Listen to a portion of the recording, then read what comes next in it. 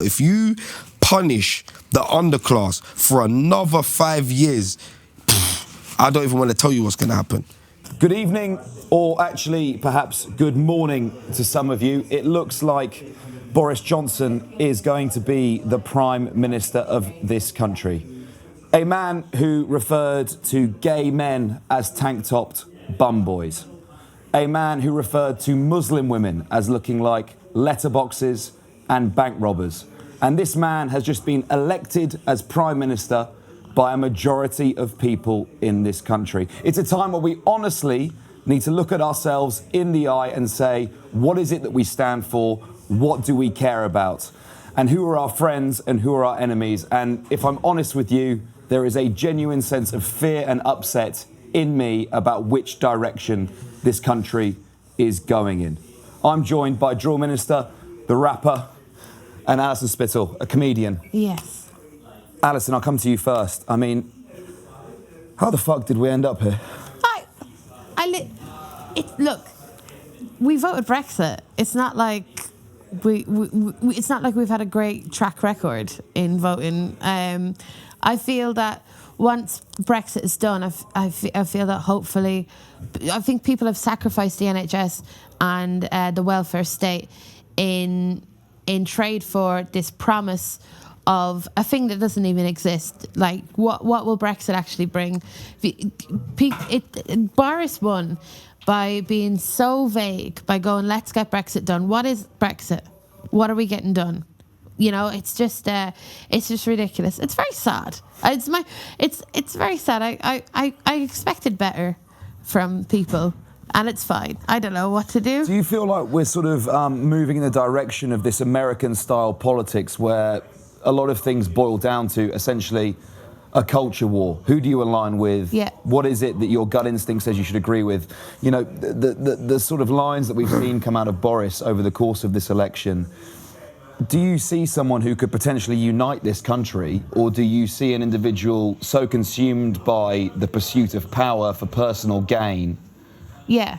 Do you think there's anything genuine in what he says when he talks about recruiting more nurses, recruiting more police officers, spending money on the NHS? Do you think he's credible when he says that? I think the only thing he's genuine about is not knowing how many children he has. Like, that's the only thing that he's genuine about. Jeez. Well, yeah. It's like, that's the only thing that he's genuine about. He doesn't care.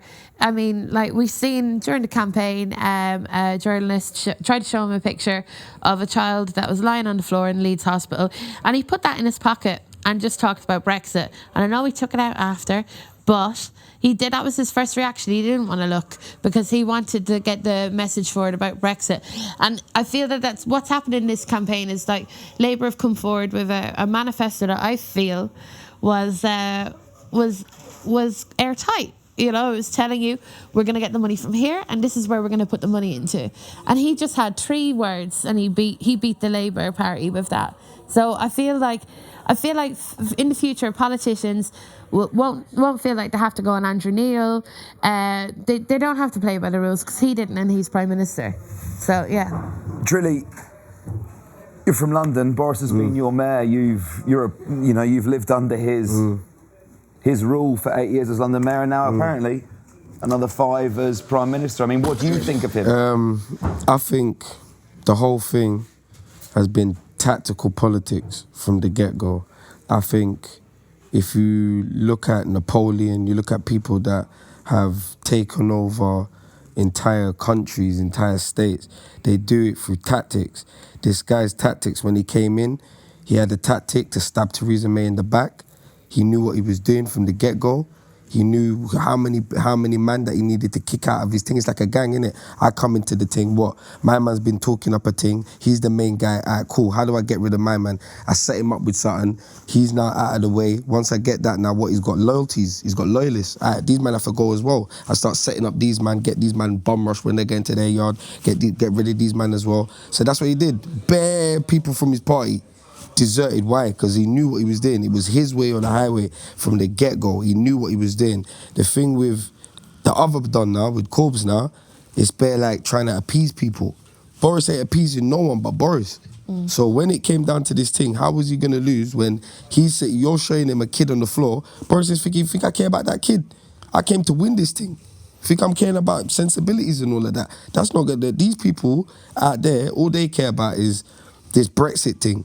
Why they care about this Brexit thing is because they've been fed information for so long that you're either a Brexiteer or you're a non-Brexiteer. All this other politics thing is just long. No one cares about it. No, like, people died in Grenfell. This brother's still the boss, bro. Yeah. Like, there's people not got no house. There's man burnt, living in the next, stored body still on the top floor. Man's still the boss because he done tactics. Do you think he talked about Grenfell and any of these things? Oh, we're going to stop that from happening. He's the guy that said cut the engines. He's the man that said cut the fire engines. If he's saying cut the fire engines, then they're saying, but how are we going to prevent fires? By making sure there's not fires. Then there was a big rascal up fire, the biggest fire of all time. And the brother's still the boss. So you can't moan about it. You just got to accept that people cared about something that we can't even begin to understand. They wasn't caring about the next man next to them that's homeless, or the next person going through depression that's universal credits cut them. They wasn't caring about those things. They was caring about, oh, am I going to be able to make money with the next government? Is the next government going to bring in income? Because we're being told this thing of Brexit is going to bring income. But what income? Like you said, what is getting Brexit done? What does Brexit mean? All I know is that now it seems that I'm going to have to get a bloody visa to go Barcelona just to do a quick herbs. Yeah. So welcome for that. I have to get a visa to go Barcelona.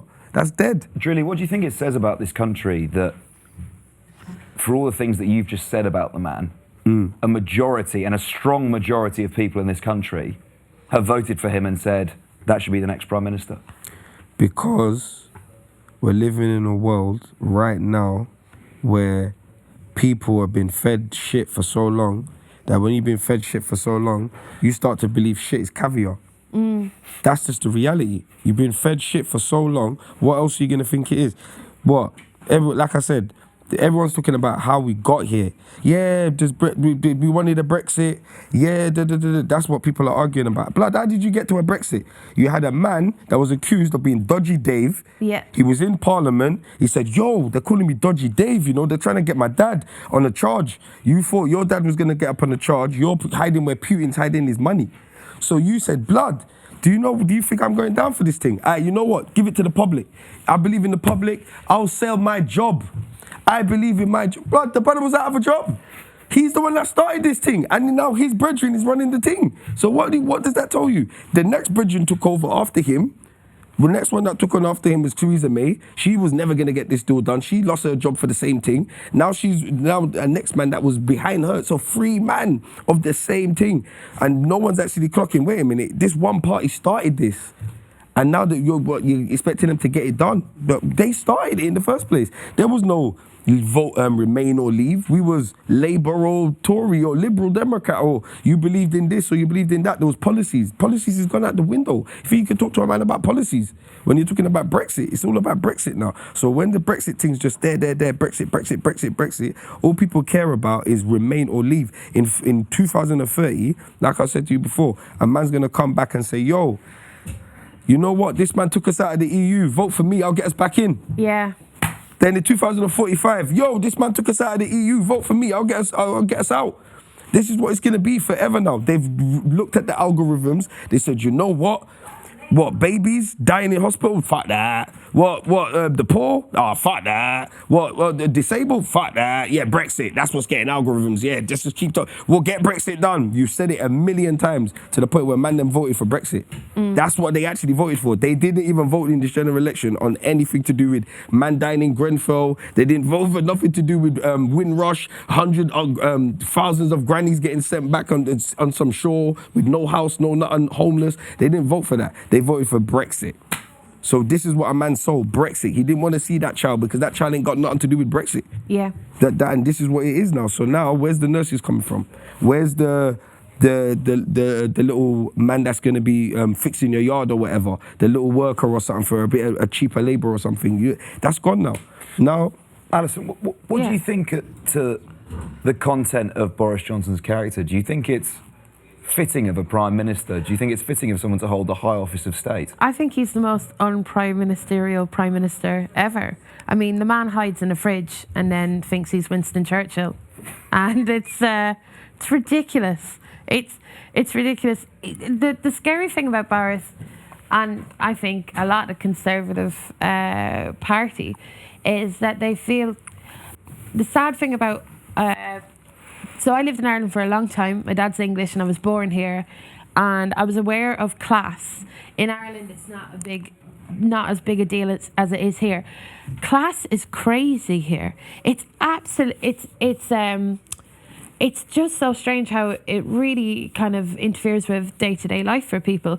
And the scary thing about the UK, I feel, is that you can be actually evil and then ruffle your hair and quote a bit of like Yeats or Oscar Wilde, and you can be as educated as you like, and would you consider him to be an intelligent man? Genuinely, like. No? I know you probably can't. Would you consider him to be an intelligent man? I mean, he must be. No.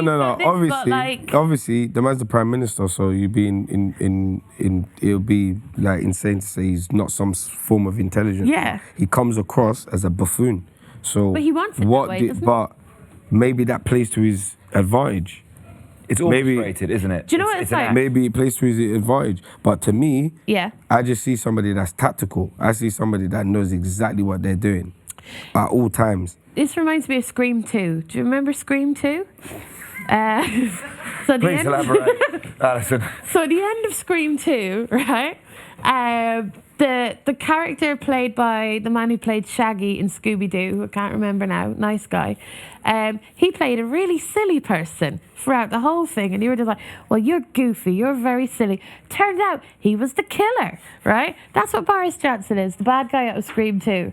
He's killing our NHS. That's what he's going to do. And he's going to do it with a smile. And he's going to go, I got away with it because he thought I was stupid. Do the two of you think that there's blood on Boris Johnson's hands? Yes. Not at this point, as of yet, because he's just, we know that he's going to do something, but we can't prejudge because he hasn't acted on it yet. But when he does get to that point, I would say that would be what it is. Not the same as I'd say as Theresa May. There was blood on her hands from bare different perspectives. But with him, he hasn't been in the job long enough for me to just say, oh yeah, he's done this and this and that. He's just taken on what's already been going on to be, if anything, hence why he wanted a majority, because the coalition thing, maybe it worked for Theresa, but it don't work for him. He needs Boris land, and this is what we've got now, Boris land, and I don't think people are prepared for what this really means. I think, once again, like I said, we done the David Cameron thing, he covered it up, Theresa May came in, she tried to clean it up, she couldn't clean it up. It's got to Boris now, and it's like each time people have voted, they voted to hurt the government. They voted to do something to disturb what is meant to be. So when he gave, like he said, I put my job on it, that the country will vote to remain. But you've been giving cuts and austerity for 10 years to half of the north. There are loads of people that are without industry. A lot of high streets are just closed. Go to Bolton and these places, you're not going to see no shops open. Like, Carpetright is closed for like 5 years. This is what it is. I go on tour to these places, I see what's going on in some of these towns. It's not popping off like that. So when man's seeing what they've done, the people voted with the first Brexit thing, to me personally, to hurt back at the country. That was the only thing they could do, a vote. The actual vote. And then if they thought the politicians thought this way, they thought, you know what, fuck you lot, we're going this way. And they went this way. But when they voted this way, because of what was promised maybe, if you just tell me X, Y, Z, I might just think, oh, you know what, this will fuck them up, but we're still going to get some benefits. But then when you realise, hold on, what are the benefits? When everyone started to like really assess this Brexit thing, what is Brexit? What does it actually, what's single market? What are we gaining? Do we produce anything? Are we India? Do we make something like that? Do we make chairs, and do we make goods like Japan and that? Because I don't see the man them in London making up computer chips and doing this thing. So what is it we do? Is our financial sector that strong? Have we really got the means to survive by ourselves? Because we're just a little tiny island at the end of the day. And it's not like we're going around the world with slave trade and we got bare things going in that we can just make income from. So what is it what are we living in some old like ideology of England that used to exist, of some empire? Are we living with some old woman on the throne and her son's about doing some dodgy thing and this is the real reality that we're living in? Yeah. Because this is what it really is. Your son's doing the dodgy thing, FBI's all asking questions and you man can't cover it up like back in the day. It's so funny because I'm like, which son? It's hashtag Mr. Me Too. You get me? But Drilly, you know, the people you're talking about, the Conservative Party, right? Like, they watch our social channels. They watch our videos. You've got an opportunity now. There's a camera right there. You can speak to those people. Listen. What do you say to them? You people have to care about people. That's the first thing of humanity. You want to be successful politicians. Yeah, I get that. You got families, you got mothers, you got fathers. You want to live up to their expectations. I get that. But at the end of the day, there's human beings on this planet that were born just like you, that have feelings just like you, that go through emotions and go through depression and go through anger and go through every single thing that you could ever imagine. So if you're really a human being that lives for humanity and says what you say you do, live by the people and deliver something that can actually enhance the next generation, because you're just going to harm an entire generation with cuts, with what you believe can get England back to this great England. But guess what? We have to work 10 times harder and we have to adapt to what we have right now. And if you people can't be humane and don't figure out a way to be humane, then you're going to raise a generation that is going to rise against you with so much thunder, you will never understand what you've unleashed on the world. Because this is the time right now to be humane. This is the time right now. If you punish the underclass for another 5 years, I don't even want to tell you what's going to happen. But if you think that's what you're about to do, I will warn you myself, that is not what it's about to be. I'll tell you that right now. You better fix something in place, put something in place, and make sure the next generation is accounted for. Because if they're not, you will feel the wrath of the next generation. Oh, round of applause. Round of applause for Drilly. Alison. Yeah. After what he's just said there, I mean, what do you think? Is there any humanity in the modern Conservative Party? Well, I would like to say to Conservatives, if you could empathise with disabled people and poor children like you would empathise with someone who was accused of sexual assault, that would be amazing. Because it seems to me there's a lot of empathy for powerful men that get Me Too'd. And it's like, if you just put that energy that you feel for that person and put it to a sick child, that would be beautiful. You know, just put yourself in their shoes. It'd be wonderful. That's how I feel. That's not too much to ask, I think. Yeah, just treat a small disabled child in Yorkshire like you would Harvey Weinstein. Put yourself in that child's shoes and think, what can you do to make that child's life better? You know? We're going in. Yeah. Not all guys, small babies. I think I feel like you've summed up very nicely where we are. I mean, what time is it now? It's about 3 o'clock in the morning. There's a few more seats to go. Yeah. The picture is not quite perhaps clear, but it looks like Boris Johnson has... They've won. They've won and they should be happy. Definitely. And I hope... We can't be angry at votes. I hope you can't be angry at because then it means we're angry at the people. You can't be angry at the people. The people believe that this is what they believe. Unfortunately, for what I think of personally, if it was him versus him, it's a different conversation. Yeah. What we got right now is you got Boris with constituents, and maybe some people in their town, they don't like that Labour done. Yeah. You know what I'm trying to say? Maybe that guy, they don't know what he's doing in the community. Maybe it's not that. But if it was just, the man saying letterboxes, the guy saying that I'm a pickaninny, if it was just that, versus the man that went to jail for Nelson Mandela, the man that was stood up for the Irish when they were arresting all of the IRA, then it's a different thing. Like, it's a different thing. You can actually see that somebody's stood on the right side of history and the other one, I can't really talk. And it's not even like I'm a Corbyn guy like that. I don't even know my man's policies and that. But I just know that in character, which way you're going to go, you get me? But this is what it is. You voted for Boris Johnson, and I think you think you're hiding behind the Tory party because you think the Tory party, them man are about finances. Them man are eating boys. That's what you man are thinking. But what you don't realise, them man don't give a fuck about you. So all what you're thinking, all these billionaire dream guys that think, yeah, man, they're going to tax the billionaires. Bruv, you're not going to be no billionaire. You're sitting in your yard with a Carlsberg. You know what it is. But you're going to get punished now because now you put these men in power to do the thing, innit? So what comes from now, that's up to you, innit? I hope you understand what's coming. It's true, Alison, isn't it? It's sort of a testament, unfortunately, to how bad Jeremy Corbyn's leadership of the Labour Party has been, because an issue like Drilly just mentioned there, right? Apartheid in South Africa. Jeremy Corbyn arrested outside the South African embassy protesting against apartheid. The young Tories calling for Nelson Mandela to be treated as a terrorist and hung. Yeah. He has been consistently on the right side of history, and yet the British electorate is allergic to him. Yeah, I feel... I feel like, you know, there are degrees of pricks in the world, and like the Tories are on a, you know, massive scale, and then we got our centrist Labour Party members who are just as big as pricks, really, or they're causing it doesn't. I'm trying to say this in a nice way. Really? Yeah, wait there. There are a lot of cunts in the world, right? Yeah, okay. And some are less cunty than others. Didn't catch that again. Say that again for me, Alison. Which do you want me to say? The second half, I think. Oh, there's some are less cunty than others, right? Okay, very good, yeah. And I don't know. We've been given him as a choice, and we've rejected him. So we're gonna have to move on and find someone else. But it really does feel like Corbyn was a worldie, like if to go into Geordie Shore terms, an absolute worldie, and we just want Boris there, who's No, fun. it is. Yeah. Sometimes in life, yeah, you have to fight fire with fire, innit? So And Corbyn hasn't done that, has he? you need... Do you think he was too nice? You need, like, if Boris is a prick, yeah, the Labour Party better find themselves some worldwide prick.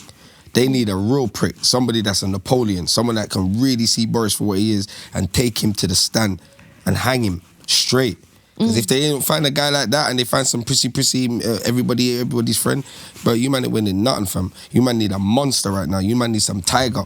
Somebody that just comes in and he just sweeps the whole nation. Everyone's just thinking, raw, this guy's too fiery.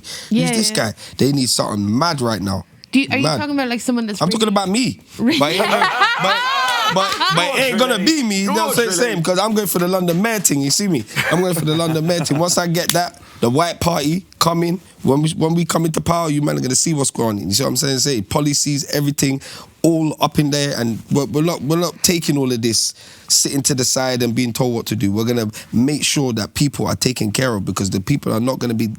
We're not going to stand for this. No way, no way, no way. This is the beginning of a revolution. You're just beginning to see it. This is needed to happen. This is the biggest wake-up call Britain's ever had. Everybody's... Tomorrow, when the Sun newspaper goes to town, yay! When they go to town tomorrow, everybody's going to see that paper and go, oh my God, this is the country I live in. Even the people that voted, they probably thought they weren't going to win like that. They're going to go, raw, this is really the country I live in. Boris land. Bam. That's the wake-up call. Miniature Trump. That's you, man. That's it. They can stand in a photo looking like Bill and Ben. It's mad. There you go, lads. 5 years' time. Next general election, vote Drilly. Vote White Party, was it Drilly? White Party. White Party, there you go. Your next Prime Minister. Thank you very much for tuning in for this Geopolitics Election Special. Boom, We'll catch you again soon. Thank you to Drillminister. Thank you to Alison Spittle. See you soon.